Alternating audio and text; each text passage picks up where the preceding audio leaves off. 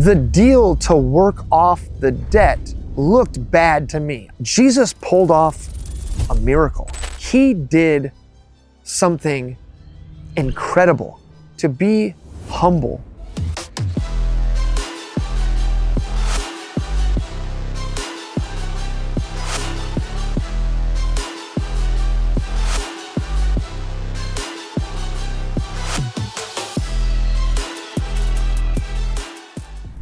Have you ever been asked to bring something back from the dead?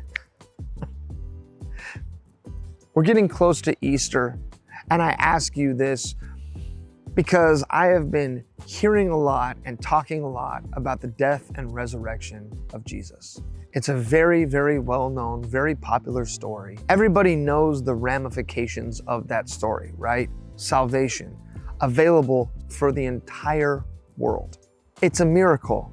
Someone dying and then coming back to life. Absolutely incredible. But I would argue that the bigger miracle here is the fact that Jesus decided to go through with it. He made a conscious choice to die. In fact, he didn't really want to die. And rightfully so. How many of us want to die? In the Garden of Gethsemane, he's there talking to God, and he asks God, hey, if there's any other way that this can happen, please let it happen that way. And then he backtracks and he says, however, thy will, not my will, be done. And he does this 3 separate times. He was desperate for a different outcome, or not a different outcome, the same outcome, but a different path. And unfortunately, there was only one path. It was death. Now, why do I bring this up, on a sales podcast? I bring this up, and not to sound sacrilegious, but as salespeople, we are often asked to perform miracles. And one of those miracles is reviving dead accounts, okay? I'm sure you've been there. You have an account, super contentious, maybe you screwed something up, maybe they screwed you financially, right? Maybe they're not paying their bills, maybe something is just going off the rails and the account is dead. Well, there's one thing that I've realized in my many, many years of doing this, and that it's typically not the account that's dead. Usually, even without your presence, that account is thriving. They are doing just fine without you. The thing that's dead in this situation is typically you, the salesperson. Sometimes that's a really, really tough pill to swallow because it doesn't let us pass the blame. It doesn't let us point to a customer and blame all the bullshit on them. We actually have to look in the mirror and take accountability for what's going on. However, there is beauty in this, because if it's us that's dead, then we have the choice to do a resurrection. We have a choice to start showing up again. We have a choice to become alive with that account and bring it back from the brink. How do we do that? I'm gonna go through a series of ways that we can revive a dead account and really show you that at the end of the day, all the power lies in your hands. First thing that you're gonna wanna do, you have to admit that there's a problem, right? It's like going to AA. The first step is admitting that there's a problem. And usually you are complicit in that issue. So whatever you have to do, set up a meeting with senior leadership, along with your leadership. Get in front of decision makers, get in front of people that matter, and say that you're sorry. Hash it out. Or come to the table going, guys, how do we make this better? I don't like where we're at with you. I doubt that you like where you're at with us. And I care about the success of your account. I want you guys to be successful. I want to be a part of that success. Let's figure it out.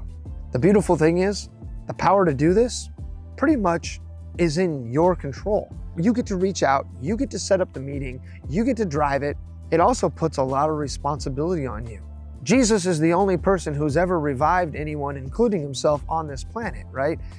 And he had divine power, all right? You can only imagine how much human power it takes to bring a relationship, a business relationship, back from the dead. It takes a lot of energy. You need to be in it to win it. You need to have the mindset to want this to work. If you don't want it to work, don't do it, okay? Because it's going to be a lot of work. But if you see the potential and you see this account as an account that can pay off or be good to you going forward, then by all means, start down this path. Now, aside from setting up that meeting, the second thing that you're gonna wanna do, you're going to want to understand your client inside and out. And the reason for this is because you need to come at them both barrels with value, right? Value, value, value everywhere. And this is going to come in the form of education and information. What makes them tick? What markets are they in? What departments do they have? For me, one of the big things I like to look at is, do they have a service department? And if they do have a service department, what kind of work are they typically going after? Because usually that kind of work is quick, right? My company holds stock, right? We have equipment on hand, and we can use that equipment to service a service group and help them perform better and faster. And if we got the price points dialed in, they're gonna be making money. It is an instant win for both of us. What do you know about your customer that can help you help them succeed? If you start doing this and you start providing value and moving the financial needle for them, well, I hate to say it, but it's really, really difficult to stay mad at someone who's making you money. So start doing that. This can look like a lot of different things. This can look like going in and doing lunch and learns and educating the group about something that's gonna help them. It can also look like you walking around their office, if you're allowed to, and handing out, one-pagers, flyers about promotions or a new piece of equipment that might, be helpful to the work that they pursue. At the same time, it could be offering to bring in factory specialists and give specialized training to their team or their installers or whatever, right? Maybe meeting with owners on their behalf and doing, an owner educational event. Either way, whatever this looks like, you're leading with value. You're providing information. It could be as simple as seeing a LinkedIn article or a YouTube video about the industry or about the world that company lives in that has some aha moments or an emerging technology that's being looked at, and sending it to people going, hey, listen, I just learned about this and I think it's something that would benefit you. Either way, value, value, value. They're gonna have a hard time turning you down, staying mad at you if you are helping them make money. Now, like dating, it's really, really easy to get excited about this and be really gung-ho about resurrecting a dead company at the beginning. 30 days into it, woo, you're on plan, you're on target, you're on track of making your impact with them. But what does it look like 90 days out? What does it look like 120 days out? What does it look like a year later? Consistency is so stinking hard. And honestly, this is what's gonna separate you from everyone else. If you are providing value consistently and you are showing up consistently, nobody can beat you, because chances are nobody else is really doing it. This is what makes you unforgettable. This is what makes you invaluable. And this is what gives you, now moving forward, an emotional bank account, okay? You obviously need to have a trust bank account that wasn't there before because the account was dead, right? Trust was at an all-time low. You're building up that trust bank account. And you being consistent, there is no better way to build trust than through consistency. Plenty of examples of this in many different aspects of life. I'm not gonna go into it, but you gotta be consistent. You're gonna call a meeting. You're gonna admit that something went wrong, right? It's okay. Stating that there is a problem, stating that there is an issue and that you want to fix it, you're gonna win every time. People are gonna know that you're on their side, that you feel bad about whatever happened and you wanna make it better. Then you're gonna start leading with value. You're gonna find ways to put money in their pocket, okay?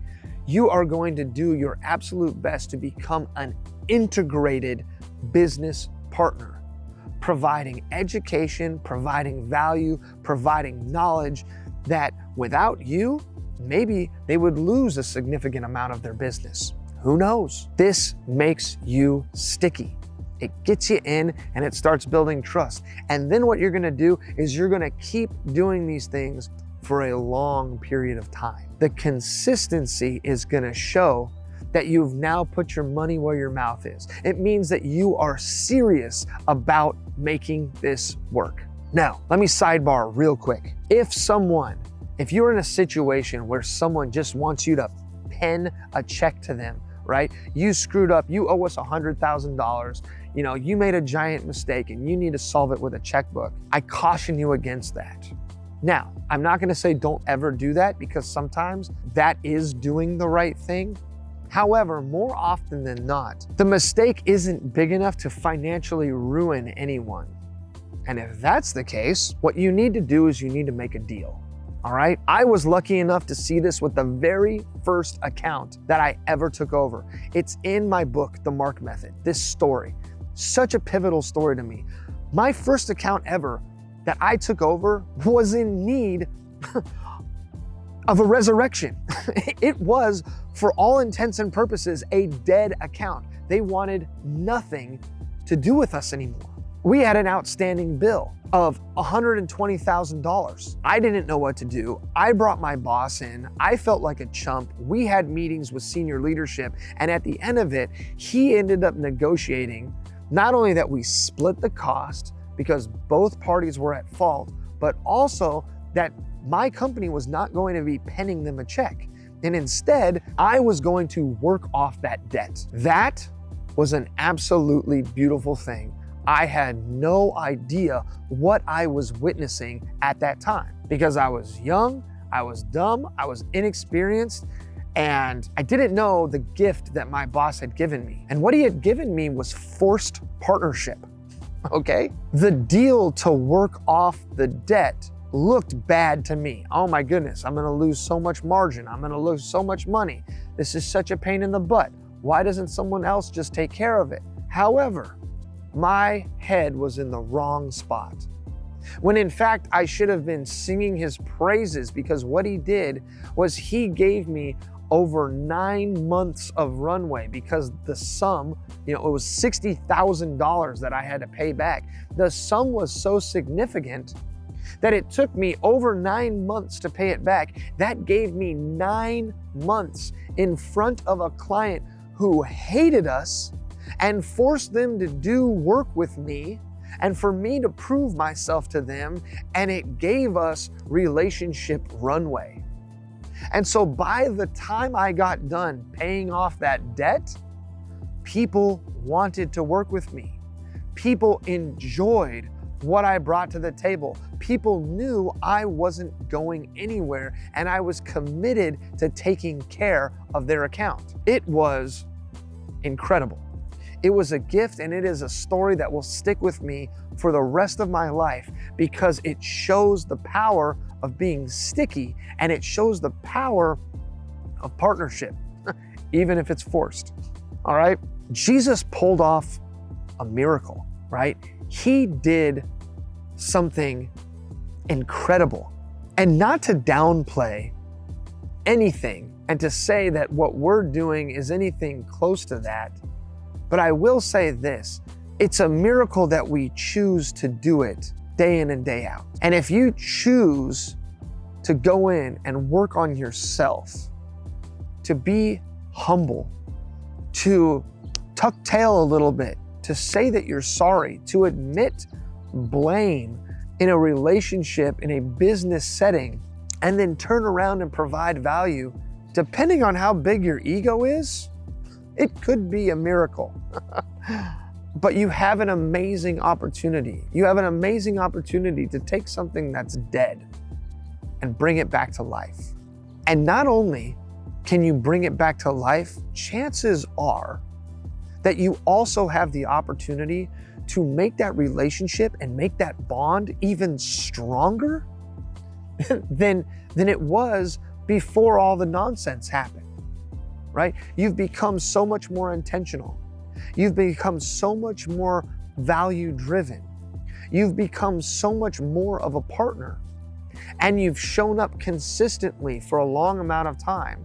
There is no way that that relationship isn't multiple times stronger than before the disruption happened. So not only is this a tool that you can use and an amazing thing that you have the ability to do, it's going to result in just unbelievable results as long as you stick with it and as long as you choose that it is important and that it is something that you are going to commit to doing. With that being said, think about who you call on. Think about the connections that you have. Think about accounts or relationships that might be dead right now. And instead of writing them off, instead of deciding what's done is done, it is what it is, really sit down and if it's right, make the choice to resurrect that relationship or that account.